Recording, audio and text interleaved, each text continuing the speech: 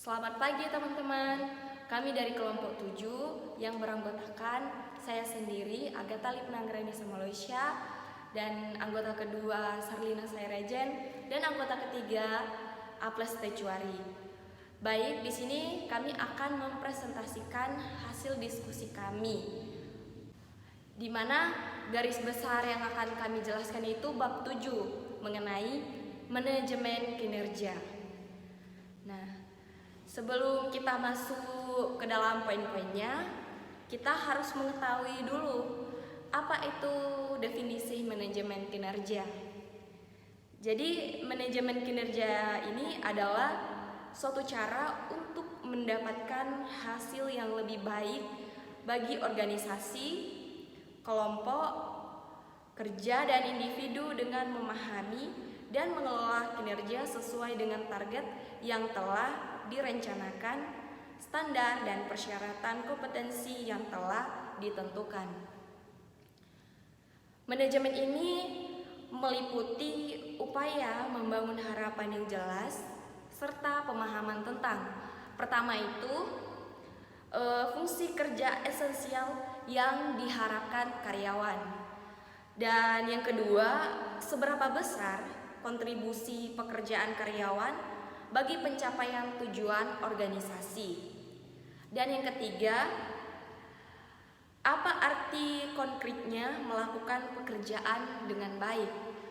Selanjutnya yang keempat itu bagaimana karyawan dan penyelah bekerja sama mempertahankan, memperbaiki maupun mengembangkan kinerja karyawan yang sudah ada sekarang. Selanjutnya yang kelima yaitu bagaimana prestasi kerja sekarang akan diukur. Dan terakhir yang keenam yaitu mengenali berbagai hambatan kinerja dan menyingkirkannya. Baik, kita akan masuk lagi pada pembahasan selanjutnya yaitu manajemen kinerja sebagai sebuah sistem. Sistem manajemen kinerja ini bermanfaat untuk menilai, memberikan penghargaan kepada karyawan yang berprestasi.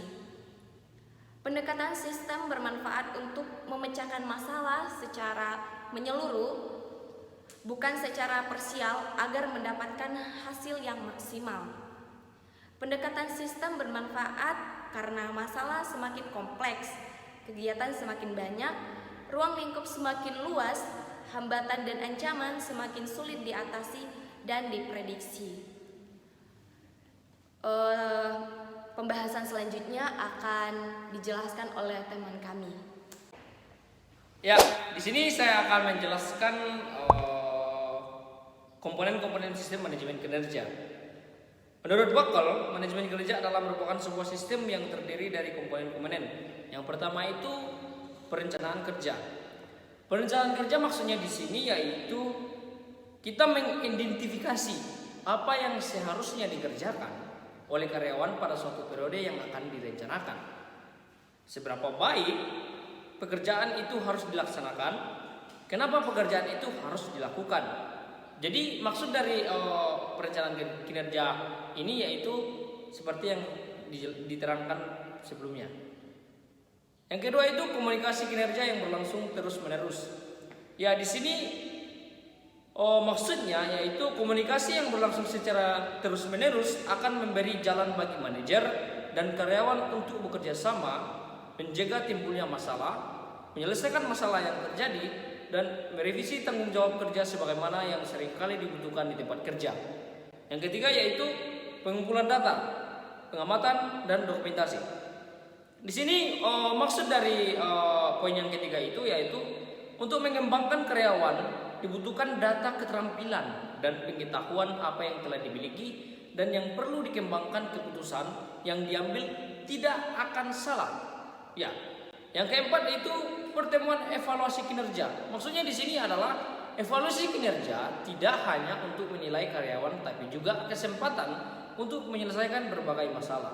Jadi bukan hanya menilai pencapaian kinerja atau kemajuan kerja karyawan, tapi juga merupakan suatu forum diskusi untuk menyingkapkan proses dan prosedur yang tidak efisien, tidak produktif, ataupun yang bersifat destruktif dalam perusahaan. Poin yang kelima yaitu diagnosis, kinerja, dan bimbingan. Jika satu masalah sudah teridentifikasi, maka selanjutnya dicari penyebab masalah itu, apa akar masalahnya. Maksudnya di sini setelah diketahui akar masalahnya, kemudian dicari jalan keluarnya dan dilakukan pembimbingan agar diketahui apa yang dibutuhkan dan dilakukan.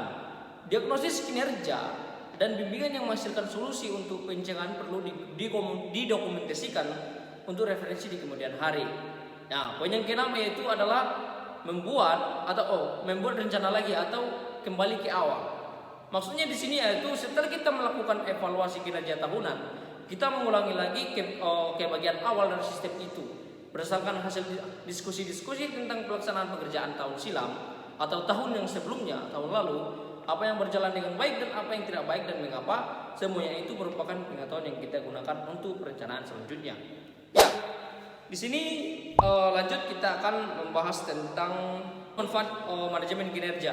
Manfaat manajemen kinerja yang pertama yaitu mengurangi perlunya ikut campur dalam semua hal. Yang pertama. Yang kedua yaitu mengurangi frekuensi situasi di mana kita tidak memiliki informasi pada saat kita membutuhkannya. Yang ketiga itu menghemat waktu dengan membantu para karyawan mengambil keputusan sendiri dengan memastikan bahwa mereka memiliki pengetahuan serta pemahaman yang diperlukan untuk mengambil keputusan dengan benar. Yang keempat, mengurangi berbagai kesalahan dengan membantu kita serta staf kita mengidentifikasi sebab-sebab terjadinya kesalahan. Dan yang terakhir yaitu mengurangi kesalahpahaman yang menghabiskan waktu di antara para staf tentang siapa yang bertanggung jawab atas apa. Baik, saya akan sampai di sini. Terima kasih. Selanjutnya kita masuk ke manfaat manajemen kinerja bagi karyawan dan organisasi. Nah, yang pertama saya akan menjelaskan manfaat manajemen kinerja bagi karyawan. Manfaat yang diperoleh karyawan dengan adanya manajemen kinerja adalah untuk menghindarkan hal-hal yang membuat rumit karyawan dalam menyelesaikan pekerjaan sehari-hari. Nah, manajemen kinerja juga memecahkan keluhan-keluhan karyawan dan menyediakan forum-forum terjadwal untuk membicarakan berbagai keluhan karyawan serta mencari jalan keluarnya. Nah, manfaat manajemen kinerja juga adalah mendorong dan mendukung tingkat kinerja karyawan agar memiliki hasil yang baik. Yang kedua yaitu manfaat manajemen kinerja bagi organisasi. Nah, organisasi yang merupakan manajemen kinerja akan terhindar dari tuntutan hukum dari karyawan. Nah, di sini ada contohnya yaitu jika organisasi menerapkan manajemen kinerja, tentunya organisasi punya catatan tentang karyawannya. Nah, jika ada karyawan mengajukan perusahaan ke pengadilan dengan tuduhan bahwa karyawan itu dapat dipecat secara sewenang-wenangnya, maka pihak organisasi menunjukkan bukti akan kinerja karyawan sehingga tuduhan karyawan itu jadi lemah. Selanjutnya kita akan membahas tujuan dan falsafah manajemen kinerja. Di sini saya akan menjelaskan tujuan dari manajemen kinerja dulu, yang dimana tujuannya ada 3. Yang pertama, indicators atau hal yang akan dicapai. Yang kedua, measures yang berkaitan dengan cara mengukur atau mencapai. Yang ketiga, targets yang dimana hasil yang akan diinginkan. Nah, untuk lebih jelasnya lagi saya akan menjelaskan pengertian dari tujuan manajemen kinerja ini. Pertama yaitu indicators, di mana indicators ini adalah penjabaran bagi kompetensi dasar, yaitu berupa perilaku yang dapat diukur atau diobservasi untuk melihat ketercapaian dari kompetensi dasar yang menjadi acuan penilaian suatu mata pelajaran. Yang kedua yaitu measure, yang dimana kegiatan untuk menentukan data kuantitatif dengan membandingkan objek tertentu pada sebuah standar yang sudah ditentukan. Yang ketiga itu targets, yang dimana pekerjaan melakukan hal yang diperintahkan pekerja agar perusahaan dapat tumbuh dengan baik. Selanjutnya kita akan masuk ke filsafatnya, filsafat manajemen kinerja. Yang dimana filsafat manajemen kinerja ini terdiri dari beberapa poin. Yang pertama, teori motivasi. Nah, di dalam teori motivasi ini ada dua teori. Yang pertama itu teori penguatan. Nah, teori ini menyatakan bahwa keberhasilan dalam mencapai tujuan dan imbalannya berlaku sebagai insentif yang positif yang dapat dijadikan motivasi untuk mendorong perilaku yang berikutnya dalam bekerja. Yang kedua, teori harapan. Nah, teori harapan ini seperti yang dikemukakan oleh Fromm menyatakan bahwa agar supaya meningkatkan motivasi untuk menunjukkan kinerja tinggi, karyawan harus yang pertama itu merasa mampu mengubah perilaku mereka. Yang kedua, merasa yakin bahwa perubahan perilaku mereka dapat menghasilkan imbalan.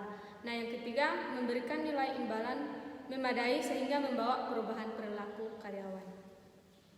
Poin kedua yaitu efektivitas organisasi. Konsep efektivitas organisasi yang mempengaruhi manajemen kinerja yang pertama ada kebutuhan akan kejelasan mengenai strategi dan nilai-nilai. Yang kedua, pentingnya saluran komunikasi dua arah.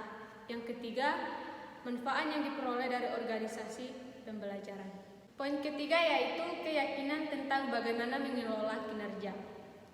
Pihak organisasi harus punya keyakinan dalam mengelola kinerja. Nah, keyakinan ini akan memberikan komunikasi terhadap perkembangan filsafat manajemen kinerja dan bagaimana keyakinan ini dipraktikkan.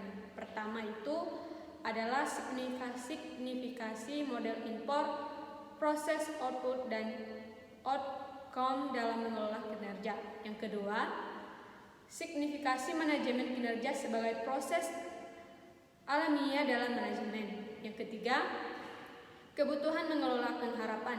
Yang keempat, menciptakan suatu komitmen antara staf dengan manajer dalam mengelola kinerja.